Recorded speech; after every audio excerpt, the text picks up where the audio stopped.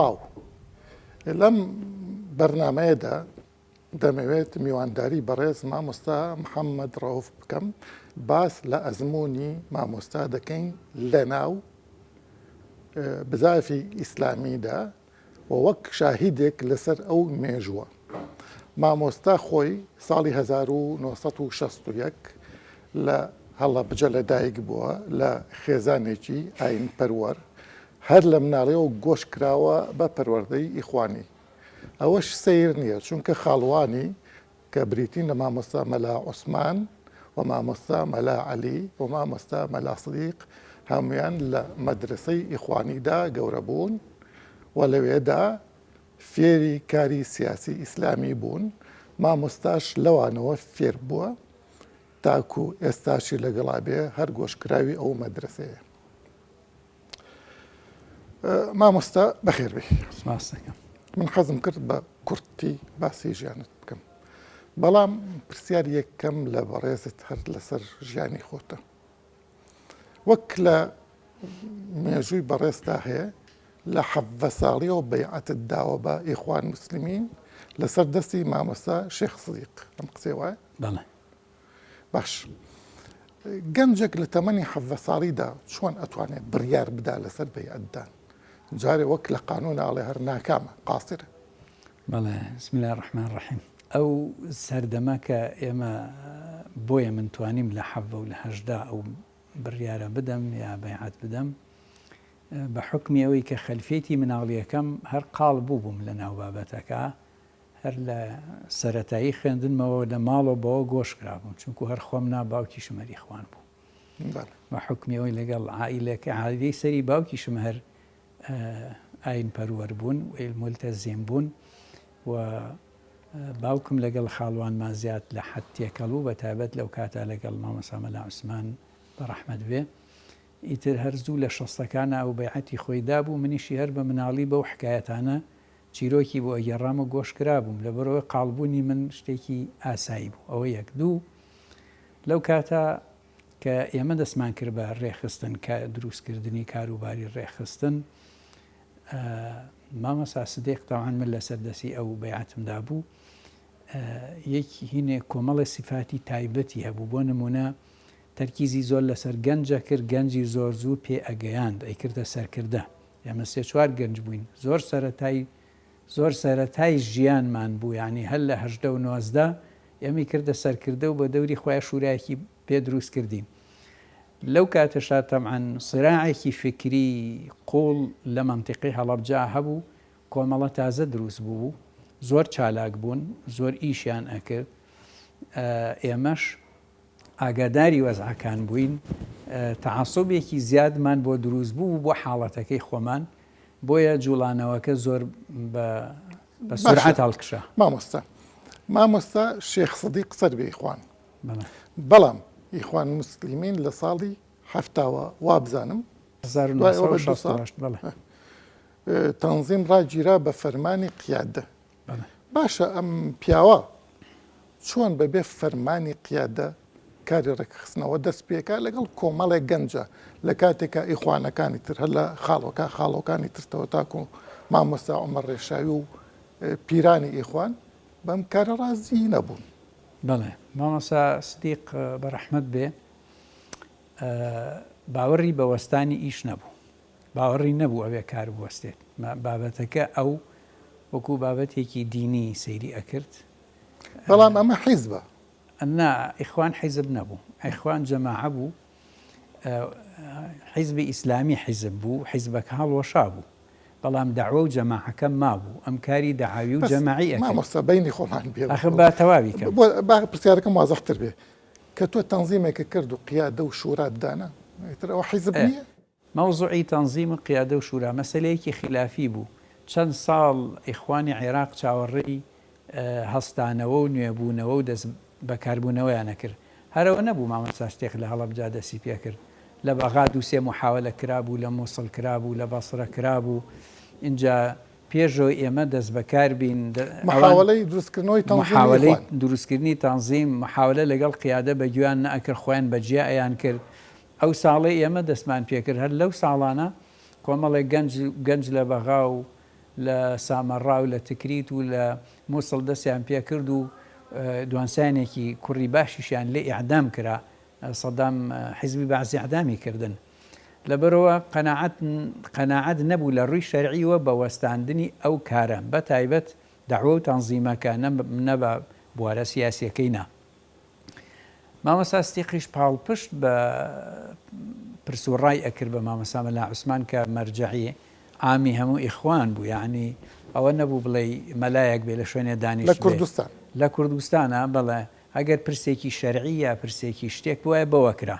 بۆیە دوجاریش کە ئێمە بە جددی ئیشەکەمان بوو بە جددیات و ئەو مامۆستا بەڕێزانی تری هەڵەبجە بڵین باڵی مامۆستا عومەر ڕێشاوی، مامۆستا ئیبراهیم بەڕەحمەت بێخوای گەورەدە پلەیان بەرزکە ناڕازی بوون بە نوێکردنەوەکە، بۆیە ناچار بوون بە نوێنەرایەتی هەمویان مامۆستا ئیبراهیمیان نارد بۆ لای مامۆستا مەلا عوسمان دوو سێ جار بۆ لای خاڵم کە ئەم مەوزوعە یەکلایی کاتەوە لە بەردەمی ئێمە ئیقرار بکرێ کە ئەم شتە ئەو قەناعەتی لەسەرێتی یاننا یا سڵحێکمان بکە یا بکەوێ بەلایەکە شتێکی لێ بکاوە حاصل. بۆیە لەو کۆبوونەوە بە تەواوی بەوازحی دەرکەوت.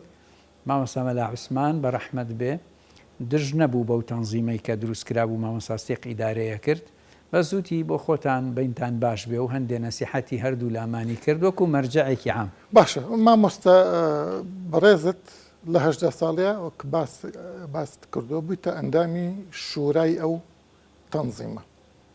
وابزانم ئەوانەی تریش هەر لە تەمەنی بەڕێستا بوون، مامۆستا مەولود، مامۆستا ئەحمەدی شافعی، مامۆستا مەولود لەو مناتریش بەڵێ هاو تەمەن بووین. ئەو تۆزێک تاخیرتر ساڵە تاخیرتر هاتە ناو تەنزیمەکە. یعنی کۆمەڵی گەنج لەو تەمەنە چۆن نەتوانن ببنە ئەندامی شورای تەنزیمێک. ئەمە جۆرێک نییە لە فەقیر حاڵی لە قیاداتە لە تەفکیری قیادیە. مامۆستا ئەگەر سەیری تاریخ بکەیت حتا تاریخی گەرجایزێ بڵێم تاریخی سەحابە بکەی لە مەکە هەر هەمیان 18 و 19 حەڤە بوون کە دروستی کردن پیامبەری خوا صلی الله علیه وسلم. خڕۆک موسڵمان جیاوازە. ئاخرەم کارەی ئێمەش کارێکی دینی بوو. ئێمە حسابی تەمەنە زەمەنیەکەمان مەکە، حسابی تەمەنە خوێنەواری مەسەلەن ئێمە هەر هەمومان خوێنەواری ئاینیمان هەبوو، ئاگامان لە قورئان بوو، لە سونە بوو، لە فقه بوو، لە ئوسوڵ بوو، لە ئوسوڵی دەعوە بوو. بەلای سیاسەتە ناچوون ئەو کاتە. کوورە ئیسلامی ئیسێش نازانێ سیاسەت بکە. تۆ واز لەوەیان بێنە ئەوان بەحسێکی ترە ینی و بابەتێکی ترە. لەو کاتە بەلای سیاسەتە ناچوون. باسی دەعوە و تەنزیم ئەەکەم. دەعوە و تەنزیم ئێمە وەکو ئەرکێکی لە ڕوویەک و لەگەر ئەرکێکی ئاینیمان ئەزانی، چونکو دەلیلەکانمان هەمووی قورئان و سونە بوو، قەواعیدی ئوسوڵی فقه بوو. لەلایەکی تریش خەلفێتی ئیخوانی خۆتەزانی لەسەر چ ئەساسێ دامەزراوە. یعنی ئیخوان حەسەن بەنا بە ڕەحمەت بێ دایمەزران بۆ ئیعادەی خەلافە یەکەم جار، بۆ ئیعادەی خەلافەی ئیسلامی بە معناوە عوسمانی تازە کەوتووە. ئەو عوسمانی 25 و 26 ئەکەیەوە، ئەمیش لە 28 دەست پێەکە. معنی فەرقی زەمەنیەکەی زۆر کەمە و بەرنامەکەشی دیارە کە دروستکردنی تاکە خێزانە دوایی ئیتر ئاوا هەڵەکشێ وردە وردە هەتا ئاگاتە خەلافەی ئیسلامی لەو پرۆژانەی کە نووسوێتی وازەحە. یعنی بابەتەکە وەکو بڵێ ئەو کاتە حیزبی سیاسی بە معنای حیزبی سیاسی کەلیمەی حیزب لە کوردستانە پلەنها پارتی هەبوو، یەکێتیش ناوی یەکێتی نیشتیمانی بوو وەکو حیزبێکە حیزبایەتی بکات، تەنزیماتی ئەکرد، تەنزیمی کۆمەڵە هەبوو، خەتی گشتی هەبوو. حیزبی شیعیش هەبوو وەکو ناوی حیزب. ئەمما ئیتر شتی تر بە ناوی حیزب و ئەمانە زۆر مۆدێلی نەبوو لە کوردستانە، کاری چالاکی نهێنی ڕێخستن هەبوو. ئێمەش کاری نهێنی ڕێخستنی داعاویمانەکە. زۆر باشە.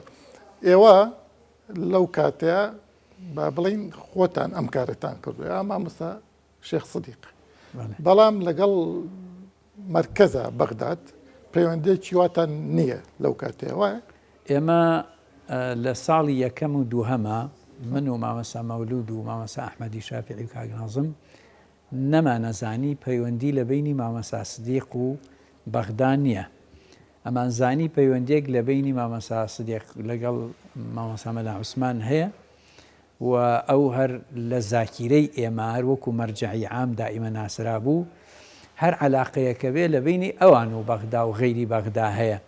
ئیتر دوای ساڵێ 2 ساڵ تێگەیشتین کە نییە لە ڕێگەی چیوە تێگەیشتین لە ڕێگەی برایانی تری ناو هەڵەبجەوە کە تەئکیدیان بۆ کردین یەک قسەیان لەگەڵا کردین کاکە ئێوە برانی با بڵێن پیر بەڵێ پێیان ئەوتین خۆ ئەو کاتە ئەوانیش فەقیران هەر پیر نەبوون بەس چاو ئێمە پیر بوون. ئەگینا مامەسای براهیم بە ڕەحمەت بێ کە زۆرتر ئێمەیە بینی ئەویش هەر لە وەختا گەنج بوو. ئەوان قەناعەتیان بۆ دروست کردین کاکە ئەم شتە تەنیا لێرە لەدایک بووە ئەسڵ و فەسڵێکی نییە. ئێمەش وەختی ئەوان ئەو قسانیان بۆ کردین ئیشەکە کرابوو تەنزیممان دروست کرد بوو ئوسرەمان هەبوو چالاکی ناو مزگەوتەکانمان هەبوو کاری بەرنامە ڕێزیمان کرد بوو. اینجا لەو لایشەوە قەناعەتی فکری و دینیمان بۆ دروست بوو کە هیچ عیبێکی نییە جانیە نییە لە عێراقانیە با لە کوردستان هەبێ لە کوردستان نییە با لە هەڵەبجەوە دەست پێ بکە گەنج ئەوا بیرەکاتەوە خۆی و دووسێ نەفەر بە دەوری هەموو دنیا هەروایە و هەر گۆڕانەکەش هەروە بووە لە دنیا. ئەسکەندەری مەقدۆنی بە 14 و 15 دەست پێەکە لە دنیا داگیرەکە هێشتا تەمەنی نەبووە 35 ساڵ ساڵیا ئەمرێتەوەوێنی کۆتایی بە دنیا شوێنێ. مامۆستا بەڕێزت لەگەڵ ئەڵێن لەگەڵ دکتۆر عەبدولمەجیدا شەرعیەتتان وەرگرتووە ئەو کاتا وترا شەرعیەت. دکتۆر مەجید خۆی شەرعیەتی هەبوو تا کو شەرعیەت با بە خەتی ئەوە با بڵێ. ئێمە لە دوو زەختمان لەسەر بوو ئەگەڕاین بە دوای شەرعیەتە زەختێکیان ئەو زەختەی مامۆسایان و برایانی هەڵەبجە لە سەریان دروست کردبووین ئەیان و هەر چەندێکی تریش خەریک بن مادەم شەرعیەتان نیە ڕەسمیەت و ئەسڵتان نییە هەر دێنەوە بۆ لای خۆمان و وازێنن ئەمانویست لەوە نەجاتمان بێ. دوو کێشەی داراییمان هەبوو کێشەی دەعمی داراییمان هەبوو چونکو کە تۆزێ زیادمان کرد تەلەبەکان زۆربوونی تر بەرەو زانکۆکانی بەغدا و بەسڕە و نەجەف و ئەوانە ڕۆشتین. یعنی چەند کەسە بوو وەکو ژمارە ناتوانم ئێستا بڵێم چەند بووین بەس ئەوەندە ئەزانم من بۆ نمونە مێحوەرێکی هەڵەبجە من بەرپرسی بووم منتیقەی با بڵێن بەشێ لە کانەشخان و شێخ سمایل و پیر محەممەد و ئەوانە منتیقەی مزگەوتی شافعی و ئەوانە مامەسا مەلا ئەحمەدی شافعی لی بەرپرس بوو. من بەعزێ شوێنی ترکاک مەولود بوو دوایی کە هەر لەو 2 ساڵی یەکەما مامەسا نازممان نرد بۆ سلێمانی لەوێ جێگیرمان کرد دەستی کرد بە دەرس و تەنزیمات لەوێ. بالمناسبە مامۆستا نازم لە یادداشتەکە باس لەوە ئەکە کە لە هەڵەبجە شوێنەکە بوو وەختی خۆی مەعهەدی دینی بووە وا بزانم ئێوە یا خود ئەو تەنزیمە کردویانە بە شوێنی دەرەزوستنەوەی خوشکان و بران و دایم قەرباڵغ بوو پۆل بوو ئەمانە ئەمە چۆن حکوومەتی بەعس قبوڵیە کرد؟ ئەو جێگایە مەعهەد نەبوو قوتابخانەی سەرەتای ئاینی بوو زوو لە 60ەکانە دروستکرا بوو چۆڵ کرابوو حکوومەت هیچ ئیشی پێی نەبوو. ئیتر ئێمە لەو کاتا ئیسپادەمان لێ کرد بە تایبەت من دەرسی تاکتاکم لە ژوورەکانیان هەنجاری لە ژووری ئەوتەوە بەڵام ڕۆژانە و هەفتانە مامەسا مەلا ئەحمەدی شافعی دەرسی زۆری تیا هەبوو بە تایبەت بۆ خوشکان کە خوشکان تەواو ئەبوون ئیتر ئێمە ئەگەر پێویستمان پێی وایە و ژوورەکانمان بەکارێنا بۆ دەرسی تر بۆ تەنزیماتی تر. ئەو دەستی ئامی تیا بوو حیزبی بەعس نەی ئەزانی تەنزیمەتە درەنگانێک یعنی درەنگ زانی تەنزیمە.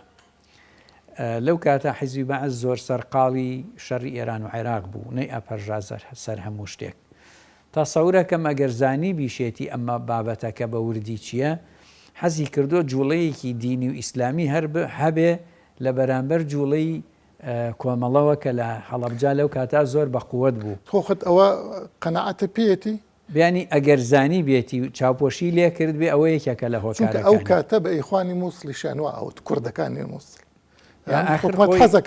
زانی دەسەڵات لە هەموو شوێنە هەروای جوڵەیەک هەبوو لە شوێنێکە تۆزێ مەترسی یا فشار بۆ دەسەڵات دروستکە حەزەکە جوڵەیەکی پێچەوانەی ئەو دروست ببێ بۆ تەوازن ئەسەش دنیا هەروایە یعنی ئاگادارە و نازانم ئاگادارەیان بەس دوایی تەمان کە زانی کە ڕێخستن تەنزیمات کەشف بووی تر ئەوە بوو پەلاماری یاین و ڕانا کرد تەنزیم کەشفمان کرد. بەس مامۆستا بالمناسبە لەو کاتە مامۆستا حەسەن شەمێرانی ئەگیرە کە لە خەتەکەی ترە کە تەنزیم نییە هەر لەو دەور و بەڵەوەی تر بەرەوەی کۆتایی ئیشەکە بوو. بۆچی ئەوەی گیرە لە جاتی ئەوەی ئێوە بگیرن مامۆستا شێخ سەدیق بگیرێ مەسەلە ئەوە بابەتێکە ئیتردا ئەبڕێ لەم بابەتەی ئێمە یعنی ئەگەر لێرا بوەستین لەسەر سەرەتای دامەزراندنی کاری مامۆستا ستیق بڵێن بەستمە ئەوەی بۆ ئەو ئەگیرێ ئێوە ناگیرن ئەمە گومان ناخاتە سەر ئیشەکە بە گشتی خۆی ئەبێ بڵێن تەنزیمی ئیخوان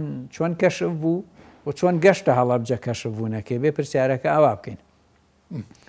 تەنزیمی ئیخوان لە ڕێگەی کەسێک سەربازە بێت لە بەغدا ئەچێ بۆ سەربازی شتووە زەم شتێکی ئاوایە ئەوان کوردە عەرەبە گومان لە شت دروستەکەین ینی گومانێکەیە پێش ئەوەش من هێشتا لە زانکۆ بووم بازێ شت کەشف بوو نەمانەزانین تەمەحەنکێن هەر لە ناو زانکۆکەی ئێمە لە پۆلەکە ئێمەشا کەسێکیان گرت ئیتر هەر نەماندیەوە هەرمانبینیەوە عەرەب بوو بەڵێ خەڵکی تا سامەڕا بوو یا تکریت بوو.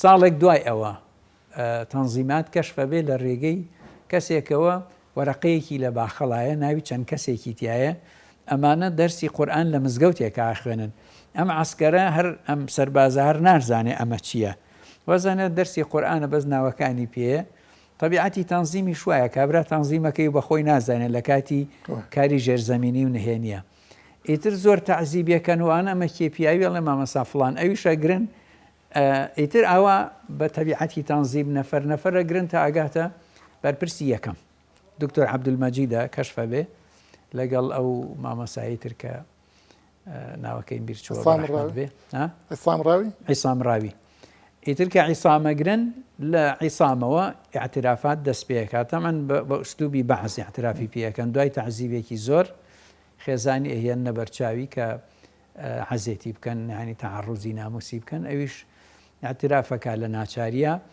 ناوی مامەسا سدیق خاڵم ئەبا ناوی مامەسا حەسەن شەمێرانی ئەبا ناوی مامەسا حەسەن پێنجوێنی ئەبا لەگەڵ کۆمەڵی ئیخوانی تری ناو مامەسا حەسەن پێنجوێنی پەیوەندی بێەوە نەبوو نیە لە شوێنیکەوە عەلاقات و شتیان هەبوو نە ئێمە گروپەکەی ئێمە نا بەس لەگەڵ مامەسا حەسەن تێکەڵ بوو بووین تازە تێکەڵ بوو بووین بە هەر حاڵ کە کەشفە بێ قەراری بڕیاری گرتنی مامەسا سدیق لە هەڵەبجە و مامەسا حەسەن شەمێرانی دەرئەچێ مامەسا سدیق زوو خەبەرەکەی بۆ دێ خۆی شاردەوە لە شوێنێکە تەنها من و ئەو دوو کەسە ئامانزانی لەکوێ بە منی بان کردوتی بڕۆ بە کاک حەسەن بڵێ خۆی بشارێتەوە ئەگەر هاتیشن خۆی نابەدەسەوە ئەیگرن تەنزیم کەشف بووە لە هەڵەبجە منیش چوون بۆ خواری هەڵەبجە مجەمەعی زەمەقی بوو ڕۆژی جومعە بوو پێم وابێ نازام تاوە بیرم نییە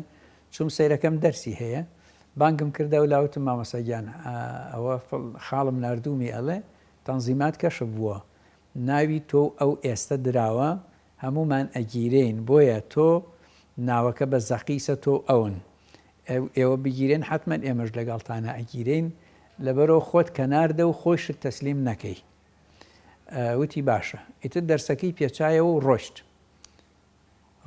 مامەسا ستیق تەوقی ماڵەکەی کرا دوو شەو و دوو ڕۆژ خۆی شاردبووە چوە ماڵی خزمێکمان دوورتر منە چوون بۆ ماڵی ئەو خزمەمان بۆ لای دوایی لەوێش گواستمانەوە بۆ ماڵێکی تر نزیکتر ئامۆزاکەشم هەر لە تەنزیماتی خۆمان بوو لەو کاتە ژێرزەمینێکی بچووکی دروست کردو وەگە پێویستی کە بچێتە ئەوێ کەشەف نەبێ یەک دوو ڕۆژیش لەوێ ماینەوە ئەو گەڕەکە هەمووی خزمی خۆمان بوو حتا یەکێک لە سەرۆک چەکدارەکانی ئەو کاتە پیانە و جاش ئەو کاتە لەو منتیقا هەبوو ئەوی ژەر دۆس و ناسرااو بوو لەویش نەئەترسین کە هیچمان لێ کەشفکە دوای دووسێ ڕۆژ لێ ماینەوە تر مامەسا حەسەنەوە بوو خزمەکانی گرنتیان وەرگرت بوو وعدیان وەرگرت بوو لە منەظەمەی حیزبی بەعس و ئاسایشی ئەوان کە هەردووسێ پرسیارە لێیەکەن و لەبە خاتری ئەوان بەرەڵایەکەن بەڵام ئیترەوە بزانام لە یاداشتنامەشتی خۆیان باسی کردووە سەدام وتبووی ناوی کێ لەو قائیما هەیە ئەبێ بگیرێ یا مردووی یا بزینوی ئیتر ئەوانیش سوێن و قورئانی زۆریان خواردبوو بۆی کە بەرتت ئەدەین لە بەرۆی قەراری سەدام بوو ئەبووای هەر تەنفیزیان کردایە ئیتر مامەسا حەسەن کە زانی کار لە کارترازاوە وەکو خۆی باسیە کرد لە کاتی گرتنەکەشا پەلامارم داوە و دەستی وەشان بوو شەقی وەشان بوو لە هەندێکیان بۆی لەو کاتە حتا پێی خۆش بوو لەو کاتە شەهیدی کەن بۆ ئەوەی نەچێتە بەر تەعزیبی حیزبی بەعەس بەڵام گیرا و ئەوە بوو گرتنەکەشی ئاسایی نەبوو حیزبی بەعەس تا ئێوارە نەیتوانی بە سەیارەبی با بۆ سلێمانی و کەرکووک ناوچار هێلیکۆپتەریان هێنا بردیان چونکو زۆربەی خەڵکی عەشایر و ئەوانە خەڵکیان چەکدار کردبوو چەند لە سجن بوو وەڵا سجنەکەیم بیر نییە زۆر نەبووە نابیرم نییە بە عەفواتی عام بەر بوو عەفواتی خاص بەر بوو دوایەوە ئەچن بۆ ئێران ئیتر ئێمە ئەویان برد ماینەوە هەتاوەکو بە کۆپتەرەکەش بردیان شەوەکەی بە سیارەی کەسێکی خزمی خۆمان کە ئێوەش ڕۆیشتن ئیتر ئێمە لەگەڵ مامەساستێق من و کاگمەلو و مامەسامەل ئەحمەدی شافعی لەگەڵ مامەساستێق و کوڕێکی تاقانەی هەبوو شێخالید ئەو کاتە مناڵ بوو سە لە ئەنجومەنی وەزیرانە ڕۆشتین بۆ ئێران لە ڕێگەی نەورۆڵیوە ئیتر قەدەری خوۆش نەمانزانی سیارەکەمان لە ناوە ڕەسی ڕێگا پەکی کەوت ئیشی نەکرد قەدەری خوا بۆ گینا زیاتر بچوینە ئەکەوتێنە ناو کەمینی عسکەریوە پەکی کەوتر بە پێی بەو چیا و دۆڵ و شتانە ڕۆشتین تا گەشتینە ئاو شەوێک لە سەر ئاوی سیروان ماینەوە ئیتر یەکێک لە تەنزیماتمان لەگەڵ بوو تەلەبە بوو لەگەڵ خۆمایسە دکتۆری دانە لە هەڵەبجەیە ئازادی ناوە کوڕێکی ئازا بوو بەو ئاوە ساردا بە مەلە ڕۆشتە ئەو بەرۆ مەلا مامەسامەل ئەحمەدی شافعیشی بردە ئەو بەرۆ اینجا لەو بەرۆ پازدارەکان هاتن بەدەمیانەوە تەقەشیان لێ کردبوون باش بوو پێوە نەبوون بۆ شەوی دووەم هاتن ئێمەشیان بردیان ئێمە شەو ڕۆژێ لەو چەم و شتان ماینەوە بردینانە ئەو بەریتر لێەوە هیجرەت بەنەوەیەکی تر دەست پێەکە ئێوە چوونە ئەو بەر بەڵێ تەنزیمیشتان لەگەڵ خۆتان برد نا هەر ئەوە بووین باشە تەنزیماتمان ئاگادا کرد بوو ئێمە ئەڕۆین ئێوە سەرپەرشتی کارەکان بکەن تا ئێوە بزانین چیەکەین دوا پرسیارم ئەەکەم ئەو کاتە مامۆستا سەلاح ئەمینداری گشتی ئێستا یەگەشت و لەو دیو بوو کۆمەڵی تریش کاکە عومەر عەبدولعەزیز و ئەمانە لەو دیو بوون ئایا ئەوان لەو دیو تەنزیمیان دروست نەکردبوو یەخوان ئەوان لەو دی و کاروباری خۆیانیان تا ڕادەیەک ڕێکخست بوو و بە چەند مەرحەلەیەکا تێپەڕ بوو بوون مەرحەلەی کۆکردنەوەی خۆیان قۆناغی دروستکردنی ئەنسار قۆناغی پاش ئەنسار مامۆستا کاتە شەرعیەتی وەرگرتە بوو مامۆستا سەلاح پێم وابێ ئەو کاتە شەرعیەتی لە ڕێگەی مامەسا ئەحمەد ڕاشیدەوە دروست کرد بوو کە ئەو بەرپرسی تەنزیماتی ئێرانە ئێمە بەسەر ئەو وەرگرتنی شەرعیەتە ڕۆشتین بینەرانی خۆشەویست لەم ئەڵلقەیەدا تیشکمان خستە سەر مێژووی مامۆستا محەممەد ڕەوف لە ناو تەنزیمی وەک ئەڵێن خەتی دووەمی ئیخوانە لە ئەڵلقەی دووەمە هەینە سەر تەجربەی مامۆستا لە ناو یەکگرتووە پاشان لە ناو هاوپەیمانیە.